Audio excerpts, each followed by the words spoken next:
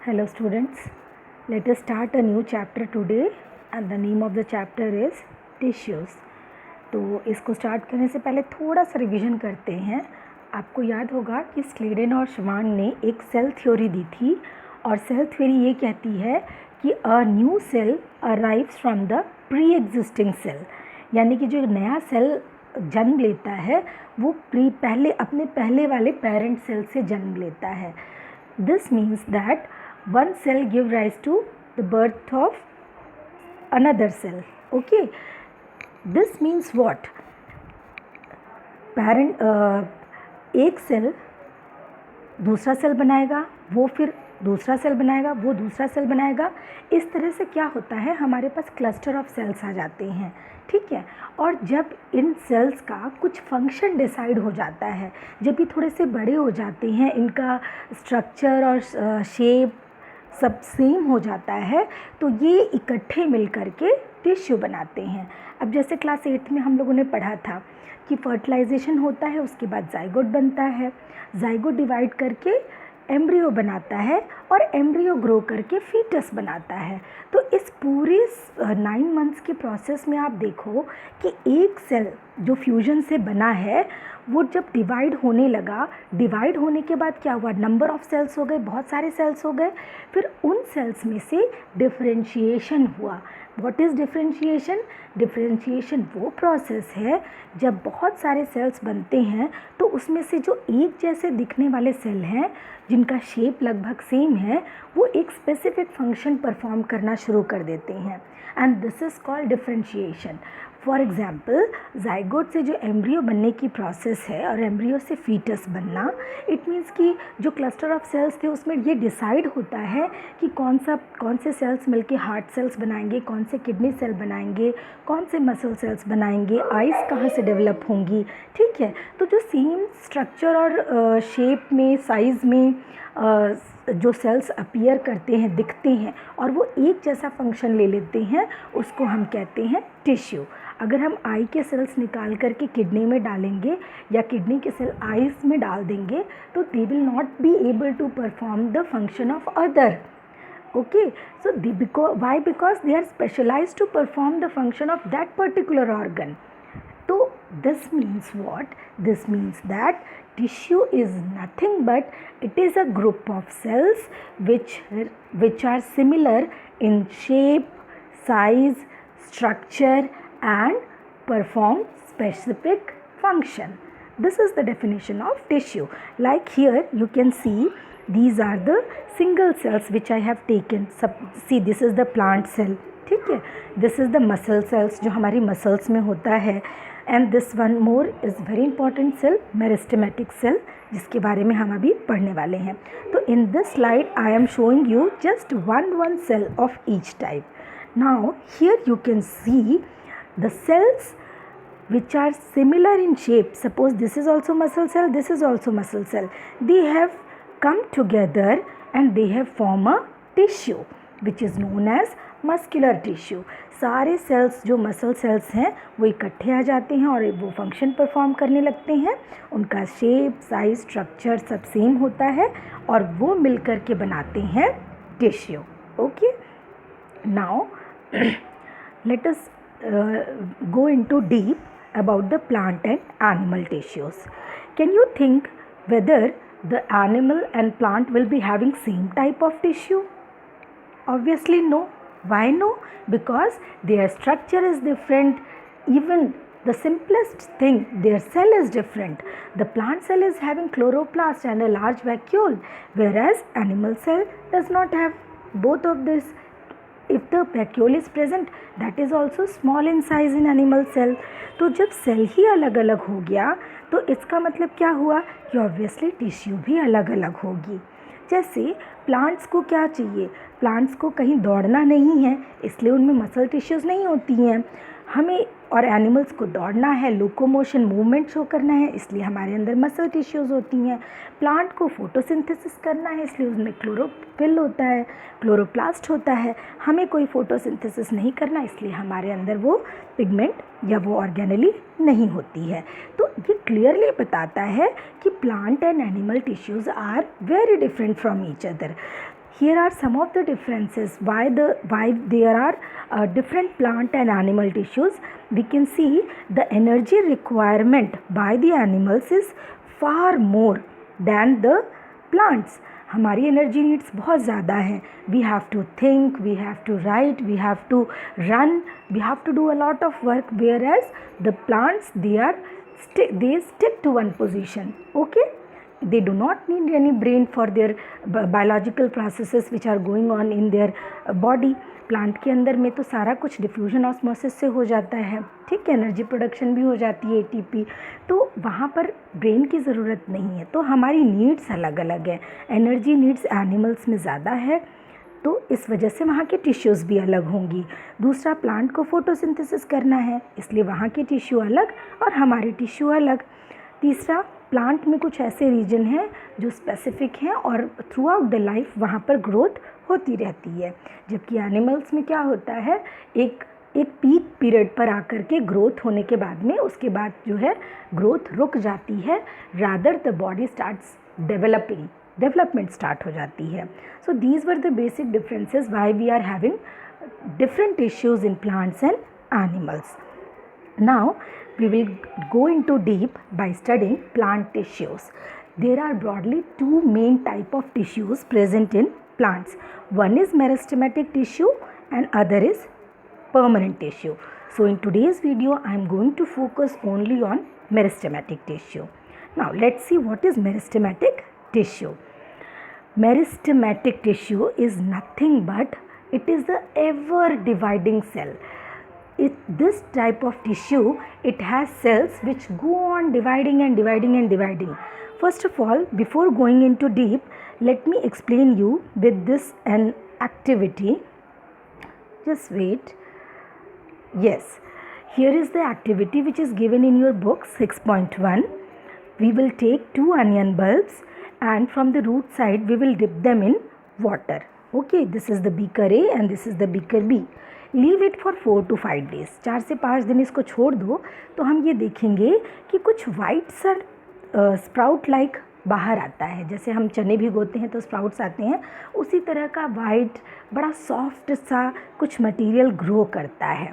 This is what? This is the root tip. Okay, now what will we do? After 5 days we will cut the tip of onion bulb captain beaker A. 5 से 6 दिन के बाद में इसमें भी growth हो गया, इसमें भी ग्रोथ हो गया, लेकिन हमने क्या कर दिया, इसके रूट टिप को कट कर दिया.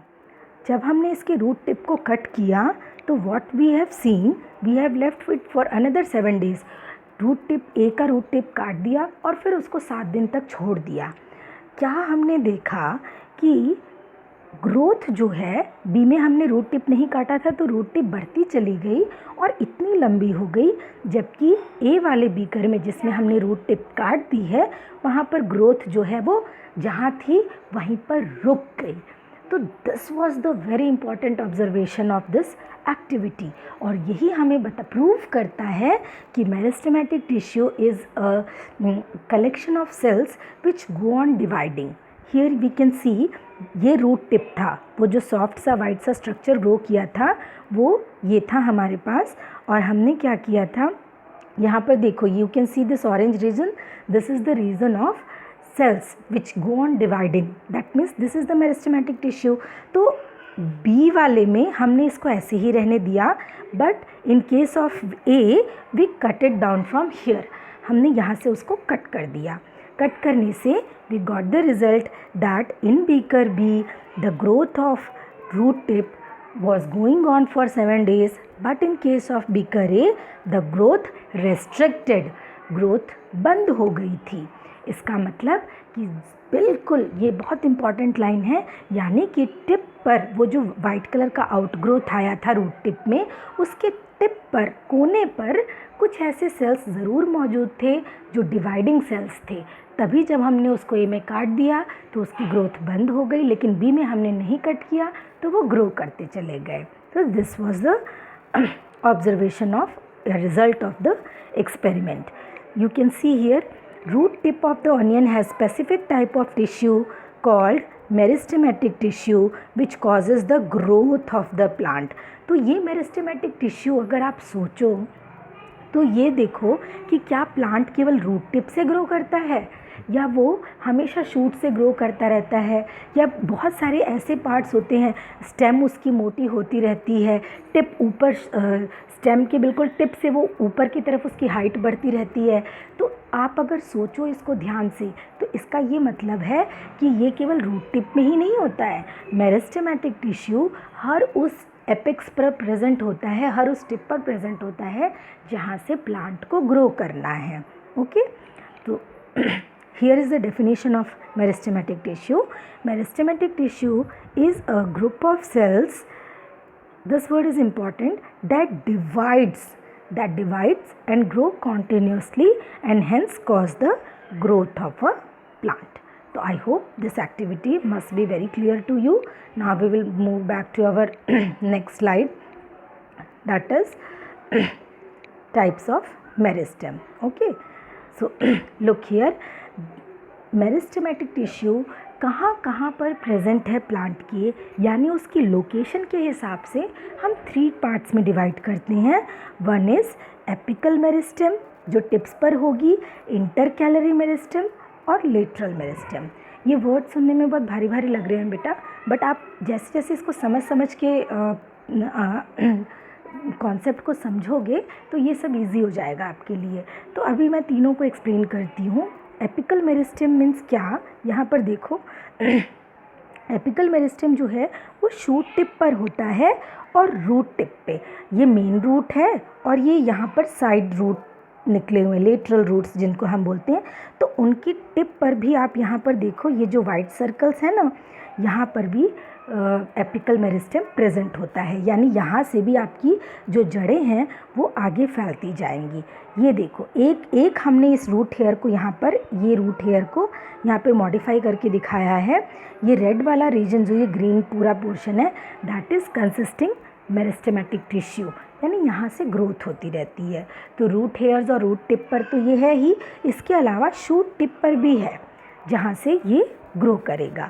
तो this is known as apical meristem, जो एपेक्स पर होता है, हमेशा डिवाइड करता रहता है और लोकेशन इसकी क्या है, apex of shoot and root. Okay, so this was the apical meristem. Now we will discuss about the intercalary meristem. Intercalary meristem, inter word ही आपको समझ में आता है। आपने बैम्बू ट्री देखा है या गन्ना देखा होगा, तो गन्ने में जो बैम्बू में या गन्ने में ये जो बीच वाले हिस्से होते हैं ना, ये वाले, इनको हम कहते हैं इंटरनोड। ठीक है, यहाँ पर जब ये मेरिस्टेम रहता है तो ये स्टेम को लंबाई में बढ़ने में मदद करता है। ठीक है, और एक और जगह ये होता है at the base of the leaf, जिसको हम लोग कहते हैं स्टॉक। लीफ का जो स्टॉक जहाँ से पत्ता जुड़ा होता है ना, उसको हम कहते हैं बेस। तो ये यहाँ पर देखो आप इस वाले डायग्राम में जो वाइट सर्कल और एरो है, ये होता है, यहाँ पर ये इंटरकैलरी मेरिस्टेम प्रेजेंट होता है। लीफ को टूटने नहीं देता है, ग्रो करता है, जहाँ से फिर लीफ बढ़ती चली जाती है। और दूसरा नोड्स पे प्रेजेंट होता है जो कि स्टेम की इलोंगेशन में हेल्प करता है। इसको आप नोट कर लो, ये 2 इसके फंक्शन हैं। और लास्ट हमारे पास आता है लेटरल मेरिस्टेम। लेटरल का मतलब ही आपको पता है, लेटरल का दूसरा सिंपल मीनिंग है साइड बेस। तो यानी कि स्टेम की ये जो स्टेम है, ये धीरे धीरे जैसे जैसे प्लांट बढ़ेगा इसका स्टेम चौड़ा होता जाएगा, इसका जो डायामीटर है वो बढ़ता चला जाता है। और क्यों? क्योंकि लेटरली प्लांट में इधर और इधर स्टेम के लेटरल मेरिस्टेम प्रेजेंट होता है, जो उसकी गर्थ को, उसकी डायामीटर को बढ़ाता है। तो इस वजह से स्टेम जो है वो चौड़ी हो जाती है। Okay, clear? Now we have covered meristematic tissue in detail. Now what happens, ये मेरिस्टेमेटिक टिश्यू जो है, आप यहाँ पर स्लाइड में देखो, एक सेल से ये बहुत सारे सेल बन गए हैं। That means from parent cell these many cells have originated, but after some time what happens, this parent cell stop dividing, get differentiated and takes up specific function. ये देखो जो ब्राउन कलर के हैं, these are the parent cell. When they stop dividing, then they take up a specific function and they form permanent tissue.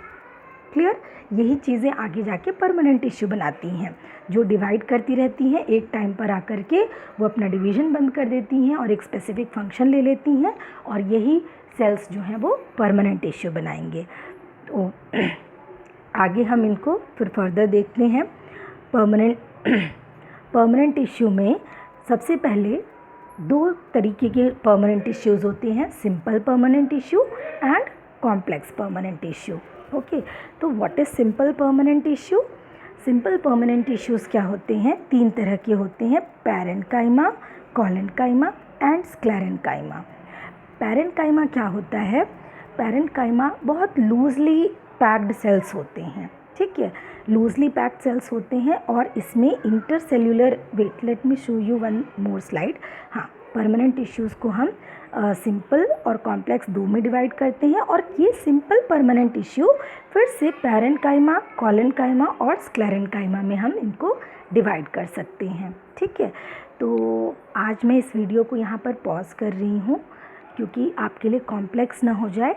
Next slide में हम फिर permanent tissues को detail में स्टडी करेंगे। ओके, तब तक आप इतना अपना रिवीजन कर लीजिए। ओके बच्चों, thank you, God bless you.